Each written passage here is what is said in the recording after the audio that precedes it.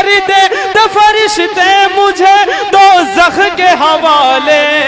अरे होठों पे जो आका का मेरे नाम न होता। सुभान अल्लाह, सुभान अल्लाह, बहुत खूब भाई, माशाअल्लाह। अब मैं दोस्तों असली मकसद चलता हूँ और हमारे डाइस के ऊपर तशरीफ फरमा हजरत मौलाना मोनिस साहब दामद बरकात आलिया। मैं इन अशार के साथ में हजरत को दावत देना चाहता हूँ।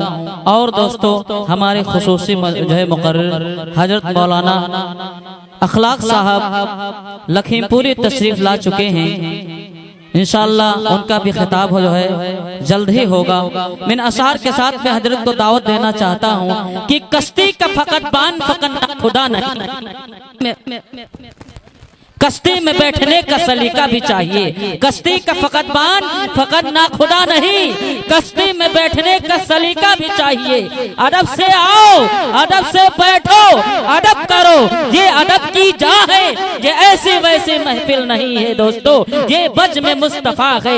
अदब फिर अदब का मुकाम आ रहा है, मोहम्मद का फिर गुलाम आ रहा है। अरे फिदा जिनकी आवाज पर है जमाना, आज वही श्री कलाम आ रहा है। हजरत मौलाना मोनिस साहब नदवी दामद बरकात मद्दज़ुल आलिया तशरीफ फरमा है।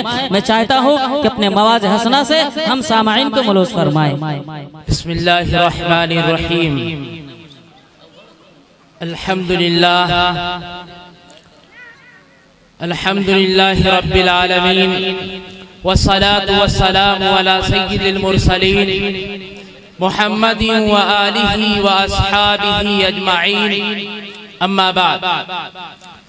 क़ाल अल्लाहु तबारक व तआला फिल क़ुरआनिल मजीद वल फ़ुरक़ानिल हमीद, अऊज़ु बिल्लाहि मिनश शैतानिर रजीम, बिस्मिल्लाहिर रहमानिर रहीम। ज़हरल फ़सादु फ़िल बर्रि वल बहर बिमा कसबत ऐदिन नास लियुज़ीक़हुम बअदल्लज़ी अमिलू लअल्लहुम यरजिऊन। सदक़ल्लाहुल अज़ीम। वक़ाल नबी सल्लल्लाहु अलैहि वसल्लम खम्सु खिसालिन अऊज़ु बिल्लाहि अन तुदरिकुहुन्ना मा ज़हरतिल फ़ाहिशतु फ़ी क़ौमिन क़त्तु हत्ता अअलनु बिहा इल्ला इब्तलू बित्तवाईन वल औजा' अल्लती लम तकुन फ़ी अस्लाफ़िहिम औ कमा क़ाला अलैहि सलातु वस्सलाम। मेरे मुहतरम बुजुर्गों और दोस्तों, अल्लाह के नबी सल्लल्लाहु अलैहि वसल्लम ने इरशाद फरमाया कि 7 चीजों के आने से पहले पहले नेक आमाल करने में जल्दी करो। अगर वो 7 चीजें तुम्हारे ऊपर रौनुमा हो गई और तुम उनसे रुशनास हो गए तो तुम्हें नेक आमाल करने का मौका नहीं मिलेगा। वो 7 आमाल कौन से हैं?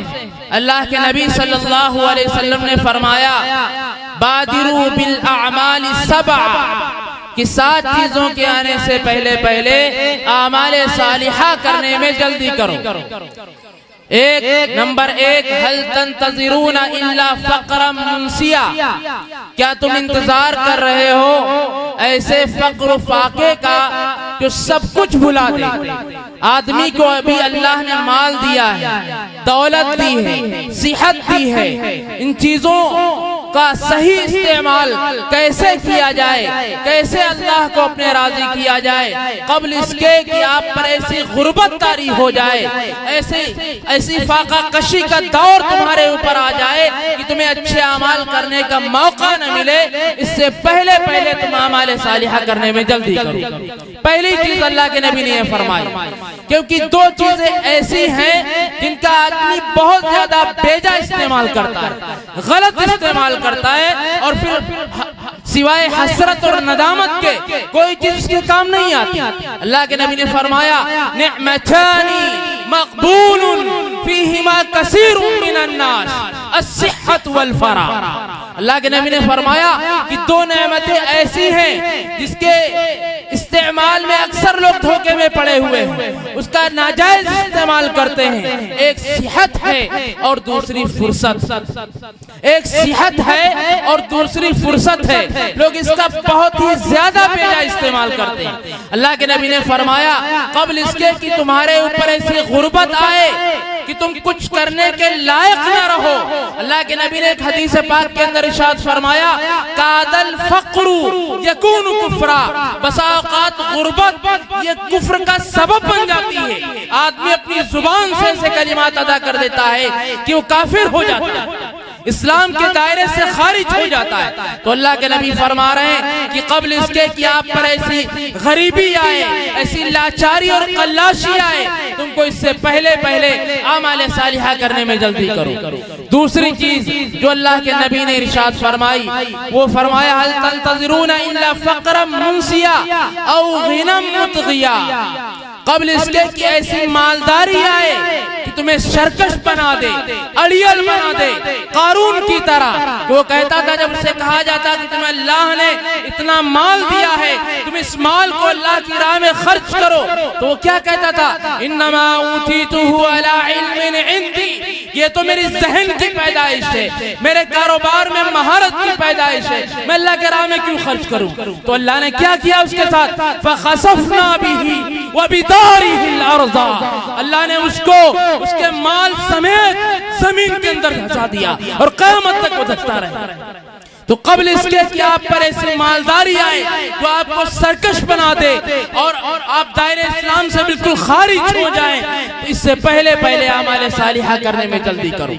दूसरी चीज ये अल्लाह के नबी ने इरशाद फरमाई कि औ ग़िनम मुतग़िया, और तीसरी चीज जो अल्लाह के नबी ने इरशाद फरमाई औ मरदन मुफसिदा, क्या तुम इंतजार कर रहे हो ऐसी बीमारी का जो तुमको बिल्कुल नाकारा कर दे, बेकार कर दे, बिस्तर पे उठने के लायक न रहो कि तुम 2 रकात नमाज अपने रब के सामने पढ़ सको।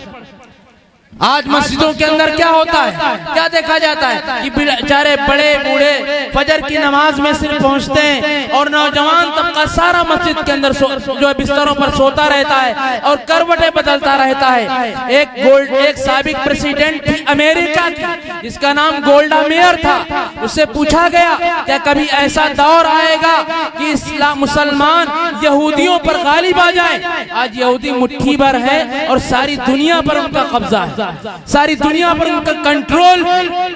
तो उसे पूछा गया कि कभी ऐसा दौर आएगा कि मुसलमान यहूदियों पर गालिब आ जाए। तो साबिक प्रेसिडेंट जो गोल्डा मेयर थी उसने ये जवाब दिया जिस दिन मुसलमानों की तादाद फजर की नमाज में उतनी हो गई जितनी आजकल जुमे की नमाज में होती है, उस दिन यहूदी अपनी खैर में, उस दिन मुसलमानों का गलबा हो जाएगा।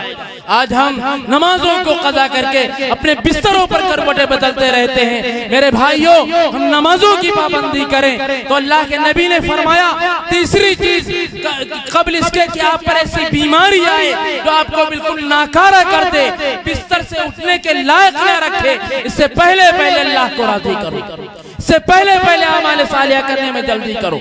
चौथी चीज जो अल्लाह के नबी ने इरशाद फरमाई वो फरमाया औ हरमन मुफन्निदा, या तुम इंतजार कर रहे हो ऐसे बुढ़ापे का जो खूसट बना दे, खूसट बना दे, आदमी कुछ करने के लायक न रहे, 4 रकातें हो जाएं और खांसी की आवाज बंद न हो, ऐसे नमाज से क्या फायदा।